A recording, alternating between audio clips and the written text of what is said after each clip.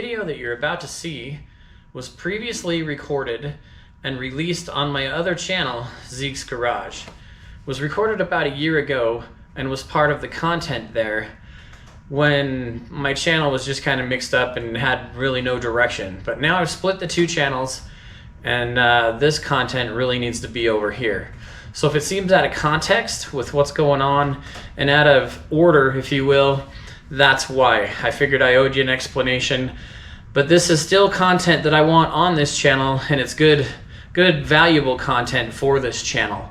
So please bear with me. There's going to be about 4 of these videos. I'll put this intro on every one of them so you know what's going on. But hey, other than that, enjoy the video. I appreciate you watching.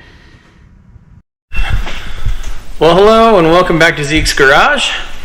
Today I'm going to do a rig review, and we're going to start kind of where it all started for me, with this here Redcat Marksman. So let me get it out here on the bench and we'll talk about it.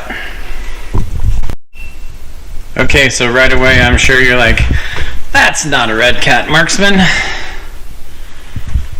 Well, it is, and it's got a Traxxas K10 off of the High Trail Edition TRX4 body on it here.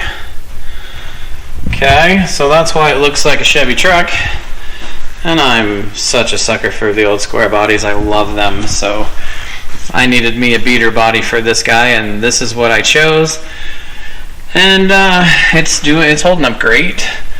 The old Jeepster body that comes with the Redcat Marksman, not so much. Let's get into that a second.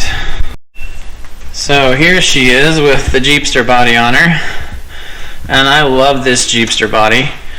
And I actually painted it to look like my real Jeepster that I had back in the day, and I'll roll some footage in about right here of that guy. So like I said, this body is kind of fragile.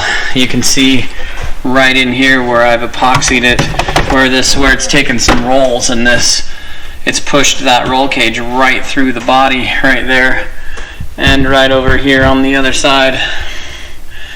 She's just kind of fragile, but I love it. I even painted my little figure in there. So I found the decals on Amazon, and I lost the windshield. This thing does come with a windshield frame and all of that, and added the spare tire carrier. And the lights on this thing were working, and they're off of a TRX6 if you're looking for rear lights. And the light kit that I used, there you go, light buckets come with the body, but it doesn't come with a kit in it. And the light kit that is on this guy is just the Gen 8 light kit, and it's like 25 bucks on Amazon. So relatively cheap and easy. And there's my attempt to reinforce my roll cage through the body here before I decided to retire this body, and before it was just junk. I didn't want this body to be completely junk because, like I said, I painted it to look like my real one, and I didn't want to lose it since it was kind of sentimental, if you will. So anyway, let's get into the build of this guy since the body's off. The ESC is a Hobby Wing 1080 stock. That's box stock right there. Even the Dean's plug, like I said, this was my first RC that I got, so everything that I run now is on a Dean's plug because of that. Bone stock gearing as far as my spur and pinion. I don't really know what it is because I've never had it open. I've never broke it. And the motor here, it's a, what is she? It's a Hobby, it's a 550 can Hobby Wing. I can't even tell what turn it is, but it's stock, it's bone stock. So this is probably my most stock truck of all of them that I have, because it's just built, guys. It's ready to go right out of the box.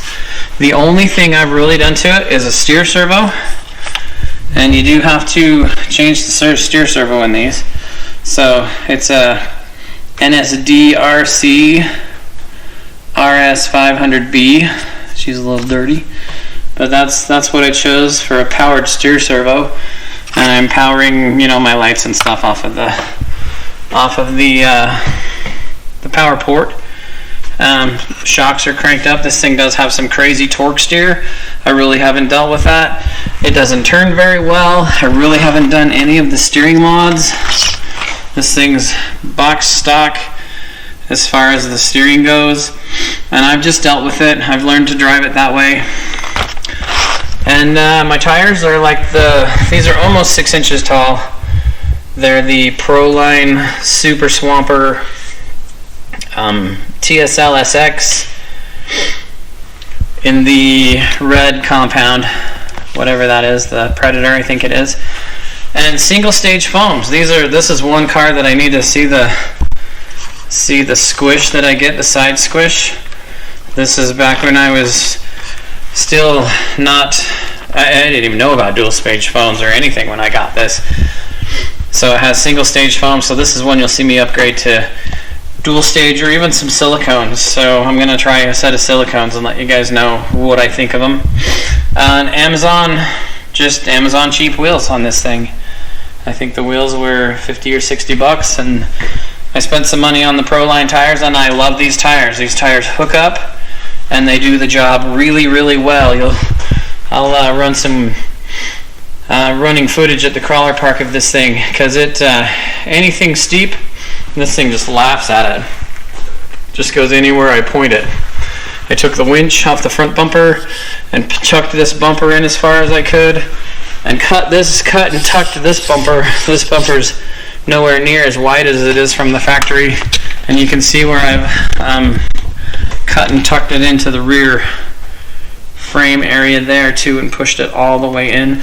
That really helps the departure angle and from hanging up all over things, so that's a worthwhile mod. But other than that, this thing is box stock. So I think this guy runs at $380, maybe $399 now, so 400 bucks. And this, you know, a steer servo and a good set of tires and wheels, and you've got a really, really capable truck here that isn't gonna break the bank for you. So great foundation. This piece will always be in my collection. I know it's a Redcat. Some people don't like Redcats. You know what? I love them. This was my first one. It's going to stay in the collection because it's just a nice piece. This Redcat Marksman deserves to be in your collection. If you have a collection and you can have several of these, this is a 1/8 scale, so it's a little bigger than, you know, your 110 scales. So you can get away with running the ginormous tires, and this is kind of fun because I can get this thing places that the 110 scales, you know, cracks that the 110 scales won't even cross, because the tires just fall in and then you're against your body and you don't want to tear your body up, so you back out. This guy, I don't worry about that. I just mob through it. So, well, there she is. That's the Redcat Marksman that's in my collection. Pretty well box stock truck, except for the usual stuff that you do, steer servo and wheels and tires. Haven't even burned a motor, and it's a year and 3 months in here. This guy doesn't get constant use, but it does see use, and boy, when it sees use, it's hard use. It's not easy use by any means. So anyway, what a cool piece, guys. I recommend it, and I'll roll in some running footage for you right here.